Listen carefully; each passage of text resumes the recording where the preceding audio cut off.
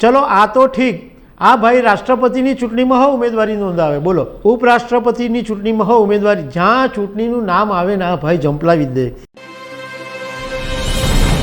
નમસ્કાર દર્શક મિત્રો, ભારતની અંદર અજબ ગજબના માણસો હોય છે, આમ તો દુનિયાભરમાં હોય છે, પરંતુ ભારતની અંદર પણ અમુક એવા માણસો હોય કે તમે એમની વાત સાંભળીને તમે ચોંકી જાઓ। આજે તમારી સાથે તમિલનાડુના એક એવા માણસની વાત કરવી છે કે જે માણસ 238 વખત ચૂંટણી લડ્યો છે, દર વખતે હારી જાય, એમને ખબર છે કે પોતે હારી જ જવાના છે, પણ તો પણ 238 વખત ચૂંટણી લડી અને તમને જાણીને નવાઈ લાગશે કે 239 વખત આ વખતે લોકસભા 2024ની ચૂંટણીમાં પણ આ ભાઈ ઉમેદવારી નોંધાવવાના છે। તો આના વિશે તમારી સાથે વાત કરીશું। મારું નામ રાજેશ શાહ છે અને તમે જોઈ રહ્યા છો ખબર છે .com। દર્શક મિત્રો, તમિલનાડુના મેટ્ટુરમાં એક ડૉક્ટર પદ્મરાજન કરીને એક ભાઈ રહે છે। એ આમ તો એની સાયકલની પંચરની દુકાન એ ચલાવે છે, પરંતુ એમણે 238 વખત ચૂંટણીમાં ઝંપલાવ્યું છે અને તમે જાણીને નવાઈ લાગશે કે આ માણસે અટલ બિહારી વાજપેયી, ડૉક્ટર મનમોહન સિંહ, PM મોદી, રાહુલ ગાંધી આ બધાની સામે પણ ઉમેદવારી નોંધાવી છે। આ ભાઈ અપક્ષ તરીકે ચૂંટણી લડે છે।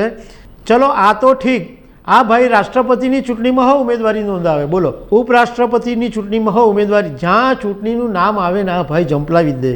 આંકડા સાંભળજો, 5 વખત રાષ્ટ્રપતિની ચૂંટણી લડ્યા ભાઈ, 5 વખત ઉપરાષ્ટ્રપતિની ચૂંટણી લડ્યા, 32 વખત લોકસભાની ચૂંટણી લડ્યા, 72 વખત વિધાનસભાની ચૂંટણી લડ્યા, 3 વખત MLCની ચૂંટણી લડ્યા અને આવી બધી ઘણી બધી તો બીજી બધી ચૂંટણી તો લડ્યા છે। આ ડૉક્ટર પદ્મરાજન છે, એમણે હિસ્ટ્રીની અંદર MA કરેલું છે અને એમની પાસે 15.16 લાખ રૂપિયાની સંપત્તિ છે। હવે ડૉક્ટર પદ્મરાજનને ઇન્ટરવ્યૂમાં કોઈએ એમ પૂછ્યું કે ભાઈ દર વખતે તમને ખબર જ છે કે તમે હારી જવાના છો, તો પણ શું કામ તમે ચૂંટણીમાં ઊભા રહો છો? તો કે મને ખબર જ છે કે હું હારી જવાનો છું। અને બીજું દર્શક મિત્રો, આ જે પદ્મરાજન છે એને તમિલનાડુની અંદર ઇલેક્શન કિંગ તરીકે લોકો ઓળખે છે। તો પદ્મરાજને ઇન્ટરવ્યૂમાં એમ કીધું કે મારે હારનો રેકોર્ડ બનાવવો છે।